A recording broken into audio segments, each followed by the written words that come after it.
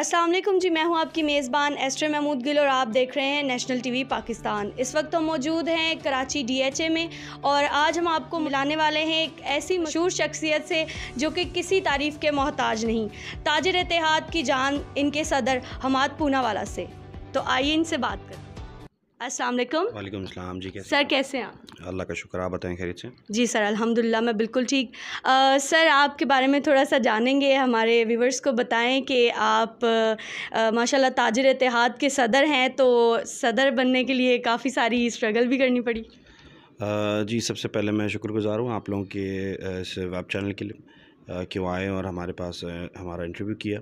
और दूसरा ये कि मेरी तरफ़ से और मेरी पूरी बिज़नेस कम्युनिटी की तरफ से आप लोगों को गुड विशेस कि आपका एक नया वेब चैनल है और इसमें कामयाबी दी अल्लाह पाक आपको। टीम पुरानी है, चैनल नया है, अल्लाह पाक इसमें कामयाब करे आपको। और दूसरा ये कि आपने कहा कि बिज़नेस कम्युनिटी के हवाले से तो काफ़ी स्ट्रगल का टाइम रहा इसके अंदर और एक लंबी कहानी है। और अगर अब मैं कहानी सुनाना शुरू कर दूं तो मेरा ख़्याल है 3-4 प्रोग्राम लग जाएंगे इसके अंदर। यह है कि मेरा बेसिकली ताल्लुक़ स्टील कम्युनिटी से है और मैं सबसे पहले अपने एरिया से जो है वो सदर बना एक मार्केट से, जो कि ज़रूरी होता है कि आपको पहले किसी एक मार्केट को आप ओन करें, उसके बाद आगे स्टेप बढ़ते हैं आप। तो जब मैं अपने एरिया से आगे प्रेसिडेंट इलेक्ट हुआ और उसके बाद जो है हमने हमारी एक तंजीम थी ऑल आयरन मर्चेंट एसोसिएशन, उसका मैं प्रेसिडेंट हुआ और फिर उसके बाद जो है वो ऑल सिटी ताजिर इत्तेहाद का मैं सदर बना। तो ये सब चीज़ों के पीछे जो है वो काफ़ी जद्दोजहद थी और हार्ड वर्किंग थी। और उसके अलावा ये एक सोशल काम है और सोशल काम में आप यकीनन अपना कारोबार और घर से काफ़ी ज़्यादा डिस्टर्बेंस होती है। और ऐसा ही हुआ कि जब इसका शौक़ था तो अपना कारोबार और घर काफ़ी हद तक डिस्टर्ब हुआ। लेकिन ये जब आप खल के खुदा के लिए निकलते हो तो अल्लाह पाक खुद आपका हाथ पकड़ता है और बहुत सारी चीज़ों में जब आपके जारी होते हैं या आपको नुकसान हो रहा होता है या आपका बिज़नेस डिस्टर्ब हो रहा है तो अल्लाह पाक आपको लोगों की दुआओं के साथ बहुत सारी चीज़ों में अचीवमेंट देते हैं। और जो नाम होता है तो मैं समझता हूँ कि शायद पैसों से और जो अल्लाह पाक ने जो आपको शोहरत दी होती है और जो लोगों की दुआएं हैं वो मेरा ख्याल है शायद पैसे से कारोबार से ज़्यादा हैं। अच्छा सर, बिज़नेस कम्युनिटी में आने का शौक़ आपको किसी से देख के, जैसे आपके बड़े आपके फ़ादर या किसी से भाई से देख कर हुआ या आपको खुद से ही शौक़ से? देखिए ये बेसिकली जो फील्ड है हमारी ये बिज़नेस पॉलिटिक्स है और मेरी फैमिली में कभी भी कोई करीब भी किसी पॉलिटिक्स में नहीं गया।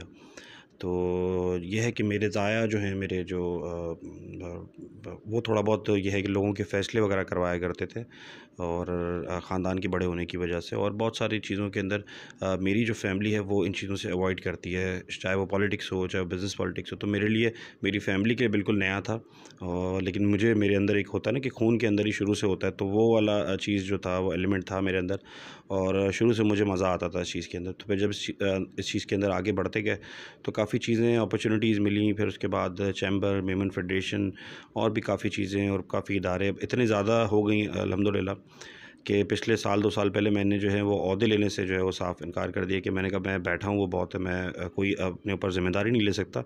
मेरा मानना ये कि अगर आप कोई ओहदा लेते हैं तो वो सिर्फ़ एक नाम का ओहदा नहीं होता है, उस पे आपको बहुत कुछ करके दिखाना पड़ता है। और मेरा अपनी एक थिंकिंग ये है कि अगर आप किसी चीज़ की ज़िम्मेदारी ले लें तो फिर उसको 100% आपको डिलीवर करना है, अदरवाइज़ आप उसके हकदार नहीं हैं। और जो भी आप जिस भी फ़ील्ड के अंदर हैं तो कोशिश उसमें ये करनी चाहिए कि जो उसका असल मेरिट पे हकदार है उसको आगे बढ़ाना चाहिए, ना कि आप सीट पे बैठ जाएँ और फिर लोगों को डिक्टेट करें। लोग आपको पसंद भी ना करें दिल से और आप काम भी ना करें, ऐसा नहीं होना चाहिए। और आपको हमेशा उन लोगों को आगे रखना चाहिए जो उस चीज़ की स्पेशलिटी रखते हों। अच्छा सर, पाकिस्तान के अमन के लिए पाकिस्तान की फ़ोर्सेस जो है वो बड़ी मेहनत करते हैं, बड़ी जद्दोजहद करते हैं कि पाकिस्तान का अमन कायम रहे, तो इसके लिए आप क्या मैसेज देना चाहेंगे? देखिए, पाक फ़ौज हो गई और जो भी लोग पाकिस्तान से मोहब्बत करते हैं, मैं समझता हूँ वो पाक फ़ौज का एक हिस्सा हैं। और पाकिस्तान के असल अगर आप अपने आप को अगर पाकिस्तानी कहते हैं या शायद किसी भी मुल्क से आप ताल्लुक़ रखते हैं तो आप पे फ़र्ज़ है कि आप उसका एक अच्छा परसेप्शन दुनिया में दें। इसका मकसद ये है कि आप कहीं अगर किसी जगह पर जाते हैं, किसी और मुल्क में जाते हैं तो बेसिकली आप उस मुल्क के एम्बेसडर होते हैं और आप जाते हैं तो आप एक मुल्क का एक अच्छा मैसेज दें। जैसे कि आप अपने घर में जो आपके लूप होल्स होते हैं, जो घर में आपकी कमज़ोरियाँ होती हैं, आप कभी भी बाहर जाकर किसी से वो डिस्कस नहीं करते। आप ये नहीं बताते कि यार मेरे घर का चूल्हा सही नहीं जल रहा है या मेरे घर पे बिजली का मसला है या मेरे घर पे कोई ऐसा मसला है।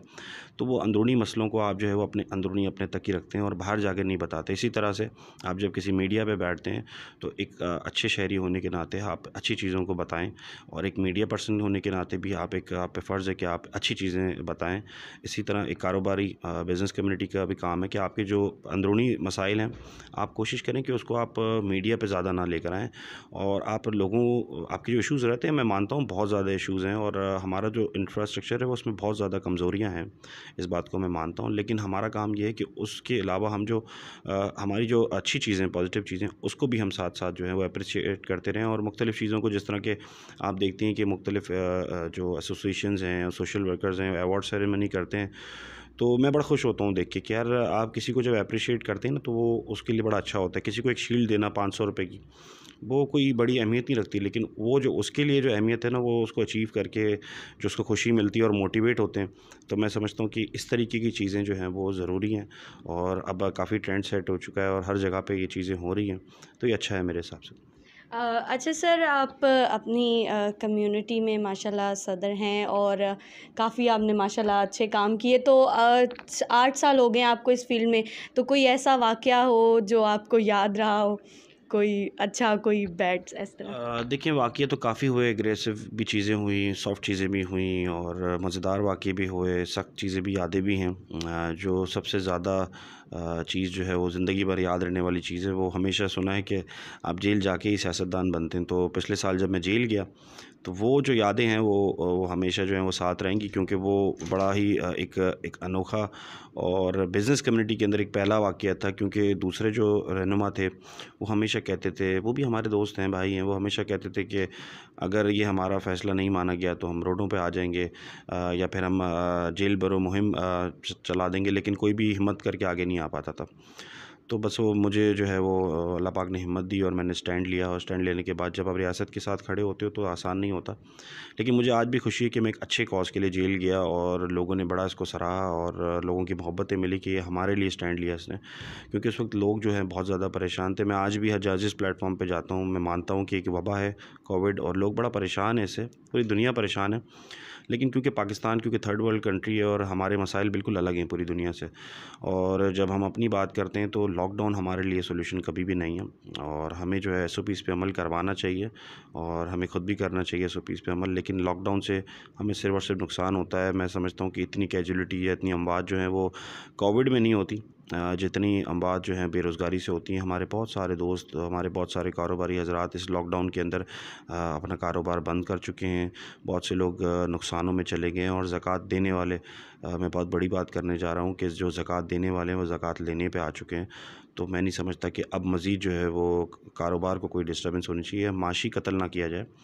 कारोबारी जो रहनुमा हैं और कारोबारी लोगों को, आवाम को बिठा कर कोऑर्डिनेशन करके एसओपीज़ पे अमल करवाया जाए, लेकिन कारोबार बंद करने से मसले का हल नहीं है। आपको पता है कि पूरी दुनिया में जहाँ भी लॉकडाउन हुआ, वहाँ रियासत ने आवाम को सपोर्ट किया, उनके टैक्सेस माफ़ किए, बिजली के बिल माफ़ किए, और उनकी जो ख़र्चे हैं उसने ओन किया, रियासत ने उनको, गवर्नमेंट ने ओन किया। मुझे बहुत बखूबी अंदाज़ा है कि हमारी गवर्नमेंट के पास वो रिसोर्सेज नहीं हैं जो दूसरे मुल्कों के पास है। हम उस तरीके से तो नहीं मैनेज कर सकते, लेकिन क्या हमारी ये पोजीशन है कि हम लोगों के घरों पे राशन डाल सकें? क्या हमारी ये पोजीशन है कि हम लोगों को टैक्सेस माफ़ कर सकें? क्या हम वो पैसे दे सकते हैं जो हम टैक्सेस में फाइलर हो के जो हम गवर्नमेंट को शो करते हैं कि हमारी इनकम है? क्या गवर्नमेंट वो हमें रिटर्न दे सकती है? नहीं दे सकती। इसीलिए मैं कहूँगा कि गवर्नमेंट को चाहिए कि ऐसी पॉलिसीज़ लाएँ जो प्रैक्टिकल हों। हम कुछ दिन के लिए अगर लॉकडाउन करते हैं, आपने देखा है कि हर जगह पे ये चल रहा है कि टाइम्स कम कर दिए गए हैं, और हफ्ते में 2 दिन सेफ डेज़ बनाए जा रहे हैं, जिसकी वजह से 5 दिन कारोबार होता है, और टाइमिंग भी शॉर्ट कर दी गई है। देखिए, आप मीडिया के थ्रू मैं आपसे भी यही सवाल करूँगा, मैं आपसे सवाल करूँगा, क्या टाइमिंग शॉर्ट करने से जो है बाज़ारों में रश कम होगा? कभी भी नहीं होगा। टाइमिंग शॉर्ट करने से बाज़ारों में मज़ीद रश बढ़ेगा। अगर टाइमिंग और दिन आप कम करते हैं तो लोगों को पैनिक होता है। अगर आपको कोई ख़रीदारी करनी है ना, और आपको पता है 24 घंटे बाज़ार खुला हुआ है, तो आप किसी भी टाइम चले जाएंगे, और आपकी कोशिश ये होगी कि आप ऐसे स्पेयर टाइम में जाएँ जब रश ना हो। लेकिन जब आपके पास टाइम कम होगा, 4 घंटे होंगे, 5 घंटे होंगे, तो आप कोशिश करेंगे कि बस मैं जल्दी से जाके अपनी ख़रीदारी कर लूँ, चाहे वो कितना भी रश हो। तो मेरा नहीं ख्याल है कि बेचारा दुकानदार जो है वो उस वक्त उस पोजीशन के अंदर एसओपीज़ पे कंट्रोल करवा सकेगा।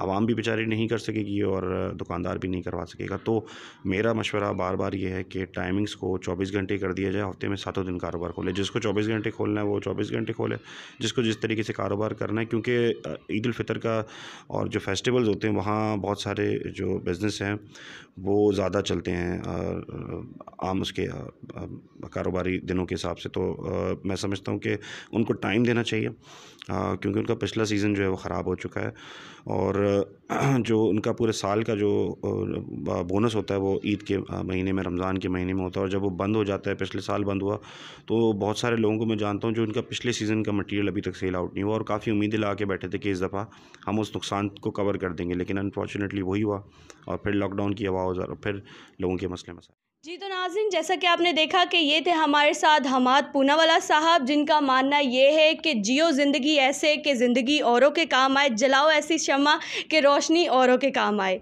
कैमरामैन ज़ैनुल आबिदीन के साथ आपकी मेज़बान Ester Mahmood Gill, National TV, Karachi.